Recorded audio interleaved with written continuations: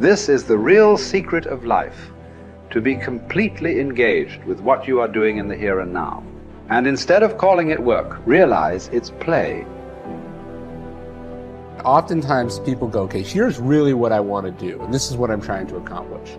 And then they see all these other things that other people are doing, and then they kind of see that as like a grab bag. And they're like, I want a little of this, and a little of this, and a little of this, and I want it all at the same time. And that's not really possible, you know? You can't play 5 sports at the same time. You got to pick one, you got to specialize. Maybe you can do 2, but you probably can't do 5, right? Number one is that you need to really get amped up about why that goal matters to you.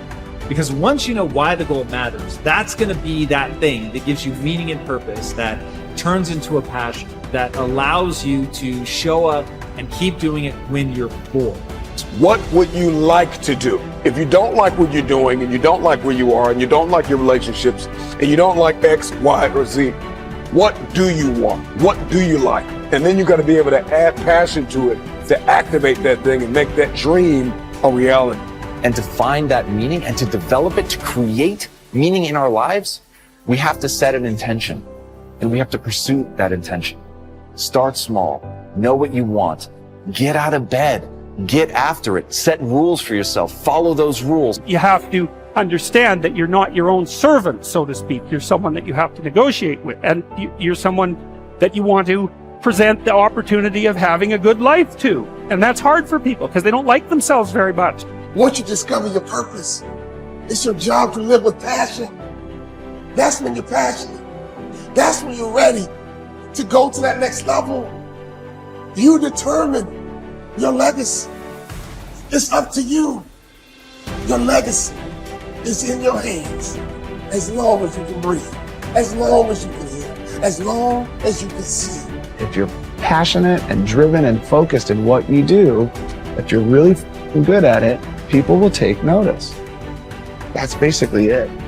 So those dreams and goals that some of you have that may seem larger than life, good. That's what I want you to go after. And don't let the fear of the failure, don't let the fear of perfection hold you back. You won't be perfect. You will make mistakes. But I promise you this, you're never going to know if you can sink or if you can swim unless you jump in the water. So continue to fight forward. Continue to believe in yourself. Hold on to the possibilities. Get away from the negativity. Push yourself, believe in yourself, and go as far as you can. I will remember that my choices create my reality. My responses create my outcome.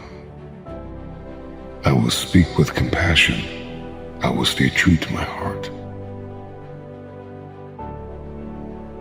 See, whatever you decide to do, look at it and find out what is it that I have that I could bring to the table that can begin to enable me to ensure that I could be successful in this. Where is the opening for you? There's room for you out here in the arena called life. There's room for you to come out and live your dream. Don't allow but to keep you in the corner or keep you up in the bleachers looking at life, being a spectator, not being a participant, making a difference in life.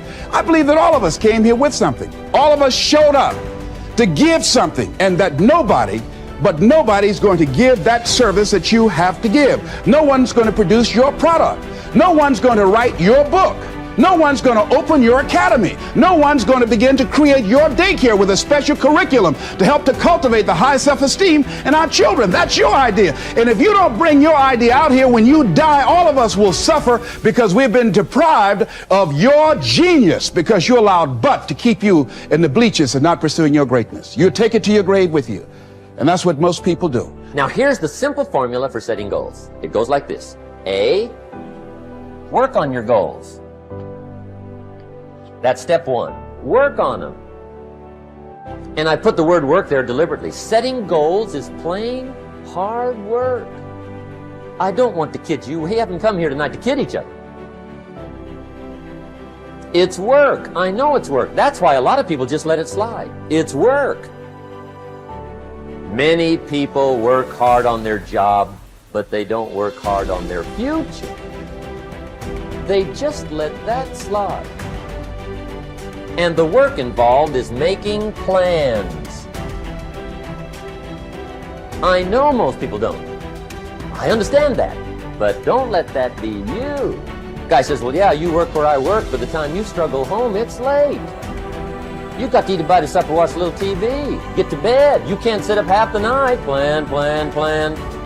And the guys be good worker, hard worker, sincere. But you got to be better than sincere, working hard. You got to be better than a good worker. You got to be a good planner.